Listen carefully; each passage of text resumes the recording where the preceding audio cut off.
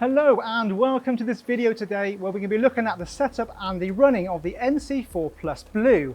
This will be a series of videos where we'll be looking at the procedures for the alignment, the calibration and some of the tool setting cycles. We're going to kick off today with alignment, which is the first stage of the setup process.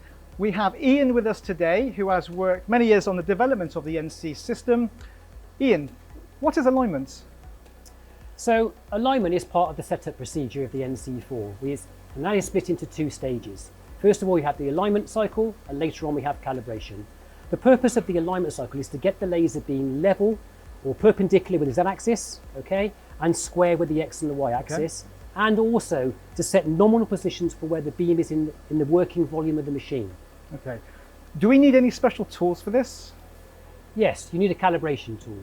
And there are two main types. We have a rounded version and a flat-ended version. This is the traditional version we've had out for a long time.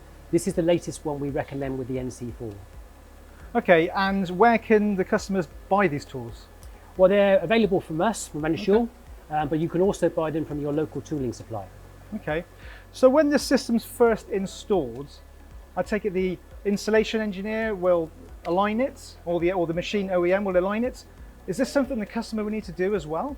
Alignment really only takes place generally at the point of installation, but you may need to align the beam if maybe you've removed it later on to get a large part on your table, or maybe you've knocked it. So it's not a frequent thing you have to do, it's generally always at the setup stage. Okay, so we have the calibration tool in the machine, we've got the tool setter in place.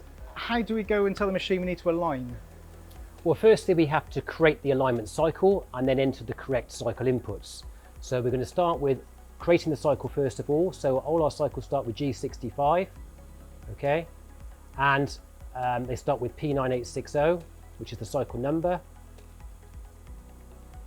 And then I'm going to use my Renishaw GoPro app to help me with the cycle inputs because it makes life a lot easier.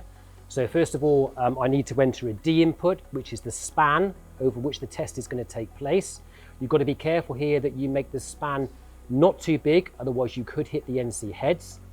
So today we're going to use a span of 40 millimeters because we've got a smaller unit, but normally we would recommend 100 millimeters as the span distance. So in this case, we're going to set the span at 40 millimeters. So we'll enter D40. We need to tell the cycle the diameter of the calibration tool. In this case, it's 10 millimeters, so we need to enter that. And then finally, we need to enter the tool number where the calibration tool is located. In this case, it's T5. End of block insert.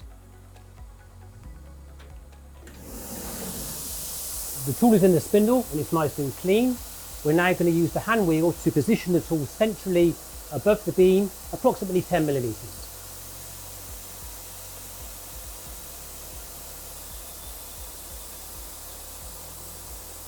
It's also very important to position the tool centrally between the two NC heads.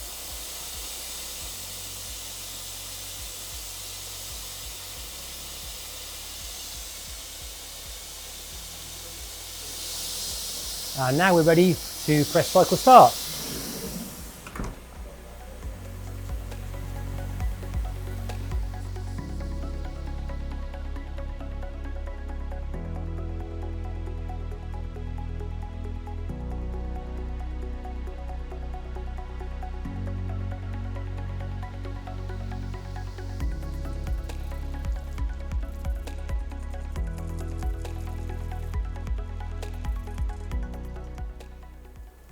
Okay, so the alignment cycle is now finished. We have two variables on the screen now.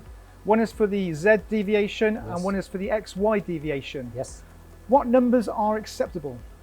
Well, at Renishaw, we normally like to try and recommend, first of all, that you take the alignment cycle over 100 millimeters. That's an input to the cycle. And what we're looking for is we're looking for the difference between 0.1 and 0.2 to be less than 10 microns in Z. Okay. In this example, the value is 0.112, so we're over, so this needs further adjustment. The situation in X and Y is slightly different. It's the same points we've hit here and here, but in this particular instance, the tolerance is less than 1 millimeter.